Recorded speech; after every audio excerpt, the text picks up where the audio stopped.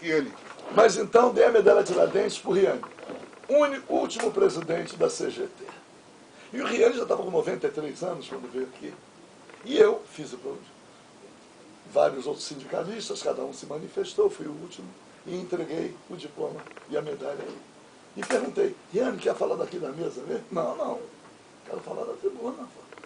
Riane foi da tribuna, falou mais de 1 hora. Eu fiquei pensando assim, há quanto tempo Riane não tem a oportunidade de transmitir a sua experiência para a classe trabalhadora? E ele falando, né, que ele ia ao Jango, presidente, a classe trabalhadora vai fazer uma greve geral. Hoje, qual é a possibilidade que tem a classe trabalhadora brasileira? Está anulado. Fez uma greve geral que paralisou o país. Fizeram os caminhoneiros. Isso foi bom. Mas os caminhoneiros, claro que foi bom.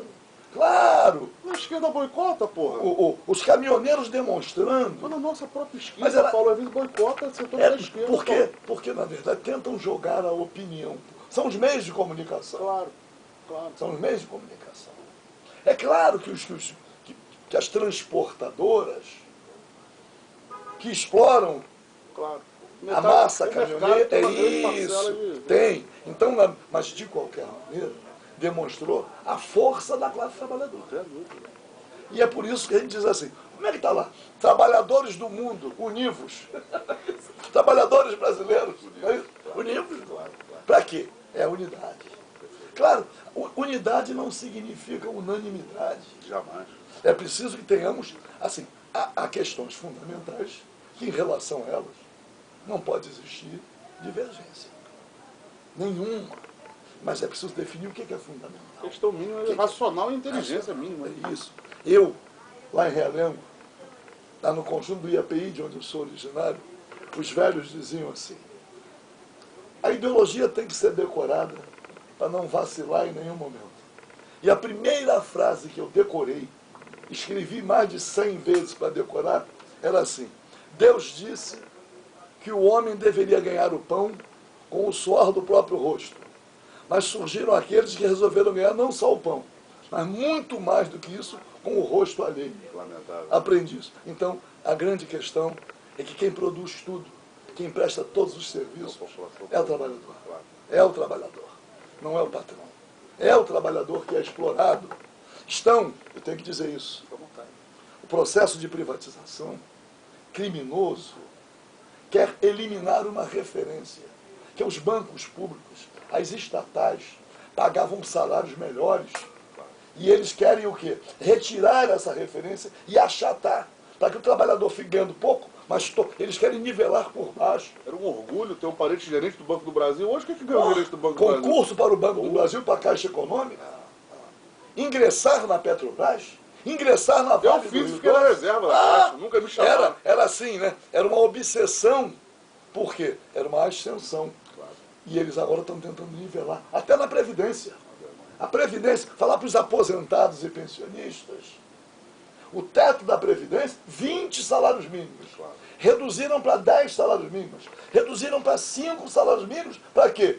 Para ter que pagar para a Previdência privada complementar, uma transferência de recursos. Empurrar o modelo chileno para a gente. É isso. Então, falar para os chilenos é que tem muita história para contar. Recebi na Assembleia Nacional Constituinte, recebemos. E quem levou foi o Fernando Henrique Cardoso, senador e constituinte. Príncipe dos sociólogos? Levou o Baldez, senador caçado chileno, da resistência chilena. Ainda falou para mim assim, Paulo Ramos, não estou conseguindo reunir senadores. Trouxe aí o Baldez, estou até com vergonha. Ajudei ele, fiquei no telefone, reuni alguns deputados para ter um quórum para ouvir. Claro. E o Baldez falou uma coisa interessante. O regime Pinochet, de tal forma, privatizou, de tal forma aprofundou o Estado mínimo, que nem nos próximos 100 anos o povo chileno poderá aspirar por soberania. E o Chile era apresentado aqui na propaganda como um modelo de desenvolvimento. Então, eu estou aqui, mais uma vez, dizendo, olha, a oportunidade de dizer essas coisas. O Brasil é quase que campeão mundial em má distribuição da renda. Então é preciso compreender como se deve conduzir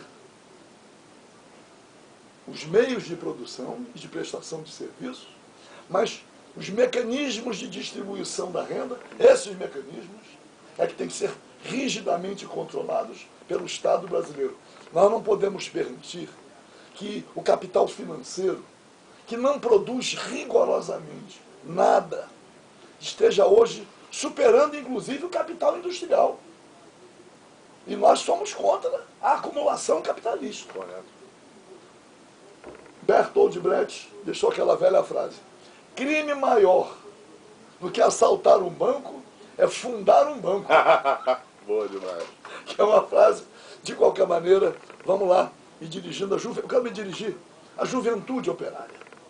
Jovens operários, jovens trabalhadores, participem, deem o exemplo, venham participar da luta política, dê exemplo aos mais velhos, todos têm que participar. Correto. Mas a gente apela sempre, juventude e fé. Correto. É isso? É isso aí. Prazer. Paulo, obrigado pela participação. Dia 19 de setembro estaremos aguardando você na OAB. Você será um dos grandes homenageados esse ano, o nosso prêmio da segunda edição do Prêmio em Defesa da Liberdade de Imprensa e dos Direitos Humanos. Contamos com a sua participação e fica o recado.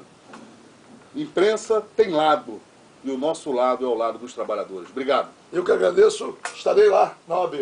Muito obrigado.